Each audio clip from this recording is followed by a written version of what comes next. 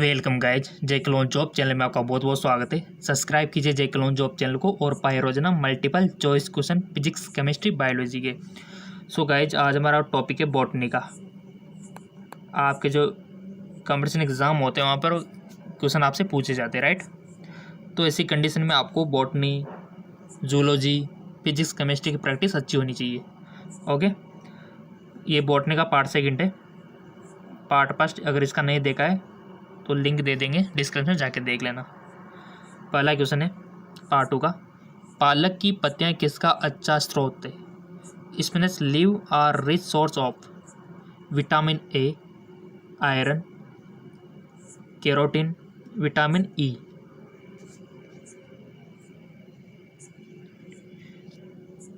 पालक की पत्तियां किसका अच्छा स्रोत है? वो तो सबको आ गया होगा जो बायोलॉजी के अच्छे फैन है, ठीक है। सो सिंपल, इसका राइट ऑप्शन हो जाएगा लोह तत्व होता है जी, आयरन, ठीक है। तभी तो किसी इंसान में अगर एनीमिया हो जाता है, खून की कमी हो जाती है, तो उनको पालक खाने के लिए बोला जाता है, और आपको भी खाना चाहिए, अच्छा रहता है, ठीक है, क्योंकि उसमें आयरन होता है और ब्लड अच्छा खासा बनता है। अगर लोह तत्व होगा तो हीमोग्लोबिन की कोई कमी नहीं होती, अच्छी बात है, ठीक है। नेक्स्ट, थोड़ा सा एडजस्ट कर लेते हैं, क्वेश्चन इंपॉर्टेंट है सारे। विच of the following is the main factor of water pollution? निम्न में से कौन जल प्रदूषण का मुख्य कारक है? धुआं, औद्योगिक अपशिष्ट, अमोनिया, डिटर्जेंट। निम्न में से कौन जल प्रदूषण का मुख्य कारक है? सो सिंपल, देखो आजकल तो प्रदूषण बहुत ज़्यादा हो गया है, ठीक है। जल प्रदूषण भी हो रहा है, वायु भी हो रही है, ध्वनि भी हो रही है। इतना ज़्यादा प्रदूषण हो रहा है हर सेक्टर में। बट यहाँ पर आपसे पूछा गया जल प्रदूषण, तो किससे हो रहा है मेनली? सो सिंपल, वो हो रहा है औद्योगिक अपशिष्ट से, ठीक है। इंडस्ट्रियल वेस्ट से हो रहा है, क्योंकि बड़े बड़े जो उद्योग होते हैं ना, ये अपने जो भी अपशिष्ट निकलता है उसको नदियों में बहा देते हैं। और नदियों का पानी शहरों में आपको पता है कि फिल्टर होके आता है, बट वो फिल्टर कितना भी हो जाए, बट वो क्वालिटी तो आएगी आएगी, ठीक है। तभी तो आजकल हेयर फॉल हो रहे हैं, किसी की स्किन प्रॉब्लम हो रही है। प्रदूषण होगा तो होगी, सही है, तो ठीक है, क्योंकि नेचुरल पानी तो मिल ही नहीं रहा। औद्योगिक अपशिष्ट से ऐसा हो रहा है। अगला, केंद्रक अनुपस्थित होता है, nucleus is absent in xylem parenchyma में, फ्लोएम पेरेन्काइमा में, छलनी नलिका में, और सहचर कोशिका में। जाइलम, फ्लोएम, सब कुछ इंग्लिश और हिंदी में आपके लिए दिया हुआ है। किस में होता है केंद्रक अनुपस्थित? इंटेलिजेंट क्वेश्चन है। सो सिंपल, वो होता है आपके छलनी नलिका में, स्लेश ट्यूब सेल में। Next,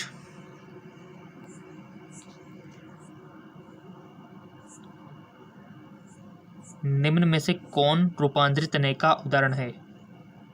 sugar cane, potato, onion, उपयुक्त भी। सो इसका राइट ऑप्शन हो जाएगा आपका शुगर कैन। और यहाँ से बहुत कुछ सीखने को आपको मिल रहा है कि कौन रूपांतरित तने का रूपांतरण पूछा है, तो आलू का भी पता होना चाहिए, प्याज का भी होना चाहिए, लहसुन का भी होना चाहिए, नागफनी का भी होना चाहिए। सारी चीज़ें आपको पता होना चाहिए कि कौन किसका रूपांतरण है। जैसे आपसे पूछ लिया जाए कि लौंग जो आप चाय में डालते हो, लौंग, ये किसका रूपांतरण है, तो आप क्या बोलोगे? कलिका का या फिर फूल का? कंफ्यूजिंग सवाल है, कमेंट करके बता सकते हो कि लौंग किसका रूपांतरण है। नेक्स्ट, जिसको पता है वो अवश्य बताएगा। कोशिका भित्ति की क्षमता व शक्ति किस कारण से होती है? Capacity and strength of cell wall is due to suberin, cellulose, lignin, pectin. So simple, इसका राइट ऑप्शन हो जाएगा आपका लिग्रिन।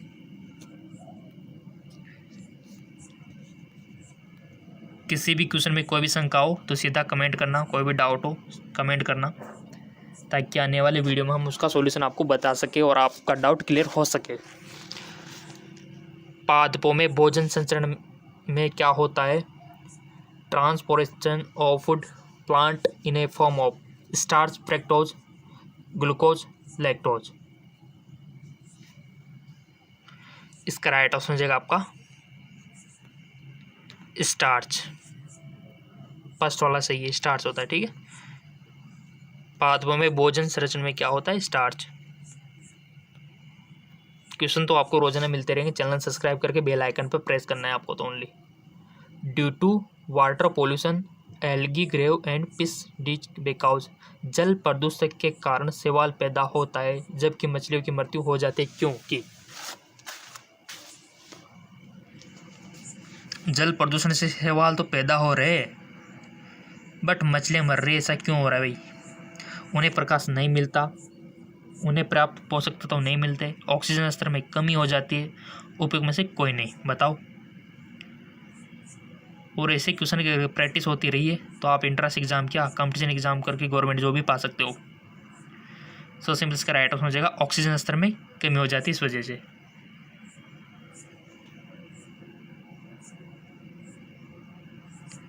नेक्स्ट,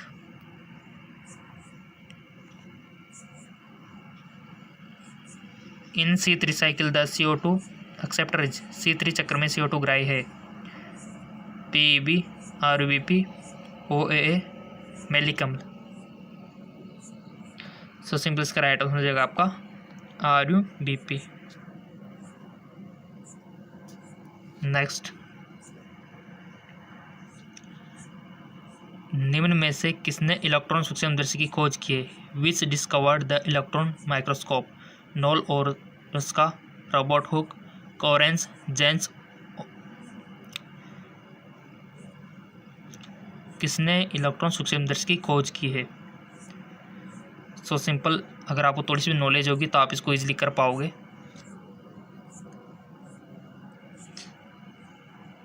इसका राइट ऑप्शन हो जाएगा आपका नोल और रस्का। क्वेश्चन सारे इंपॉर्टेंट है और किसी भी टॉपिक पर चाहिए तो सीधा कमेंट कर देना, उसके ऊपर हम MCQs बना देंगे क्योंकि हमारा काम है MCQs बनाना। The product obtained from cow dung by anaerobic process, गाय के गोबर से अवायवीय प्रक्रिया द्वारा निम्नलिखित में से किसका उत्पादन किया जा सकता है? Methane, butane, ethane, propane.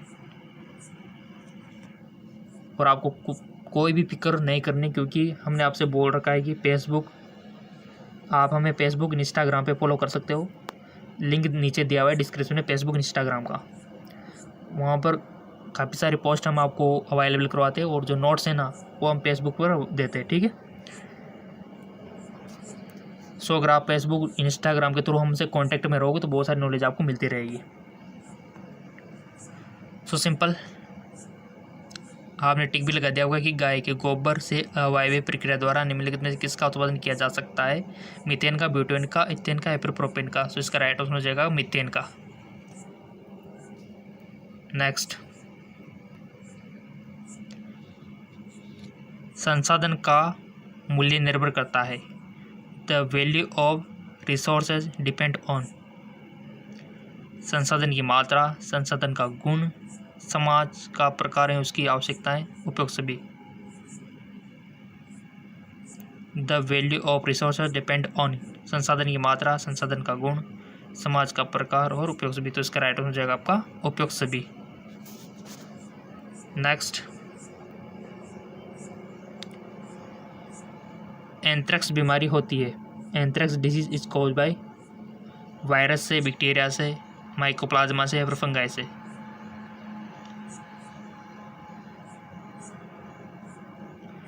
और डिसीज़ का तो आपको बेसिकली याद ही रखना है, डिसीज से क्वेश्चन बनता है। एंथ्रेक्स बीमारी होती है विषाणु द्वारा, जीवाणु द्वारा, माइकोप्लाज्मा द्वारा या फिर कवक द्वारा। कौन सी बीमारी किसके कारण होते हैं बहुत इंपॉर्टेंट है, और ये हमने कहाँ पर डिस्कस किया था कि कौन सी बीमारी किससे होती है। हमारा जो दूसरा चैनल है उसका नाम है GK MCQ MK, और इसका लिंक नीचे दिया हुआ है डिस्क्रिप्शन में, वहाँ पर हम डिस्कस कर चुके थे और वहाँ पर भी हम इंपॉर्टेंट टॉपिक पर MCQs बनाते हैं फिजिक्स, केमिस्ट्री, बायो के। तो इसको भी जाके फॉलो कर लेना ताकि दोनों चैनलों से आपको दुगना पोर्शन मिल सके। लिंक नीचे दिया हुआ है डिस्क्रिप्शन में। एंथ्रेक्स बीमारी होती है तो इसका राइट ऑप्शन हो जाएगा आपका जीवाणु द्वारा। नेक्स्ट, ऊपरी वायुमंडल में एरोसोल पहुंचाने वाला स्रोत कौन सा है? Important source of aerosol upper atmosphere is समुद्र, गर्म हवा, जेट एवं से निकला पदार्थ, मृदा। तो इसका राइट ऑप्शन हो जाएगा आपका जेट एवं से निकला पदार्थ। नेक्स्ट, निम्न में से कौन सा एमिनो एसिड प्रकाशिक सक्रिय, which of the amino acid is optically active, glycine, valine, isoleucine, leucine. So इसका राइट ऑप्शन हो जाएगा आपका ग्लाइसिन।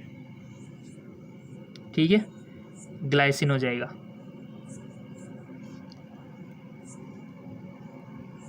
नेक्स्ट, लौंग पादप का कौन सा भाग होता है? देखो अभी आपसे क्वेश्चन किया था वही आ गया, Clough is a part of, कौन किसका रूपांतरण है? ये तो क्वेश्चन बनता है बॉटनी में।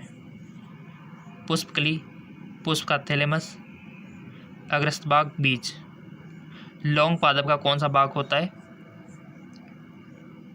सो इसका राइट ऑप्शन हो जाएगा आपका पुष्पकली का। ठीक है, पुष्पकली का भाग होता है लौंग। और लिंक नीचे डिस्क्रिप्शन में दिए हुए, जाके फॉलो करो।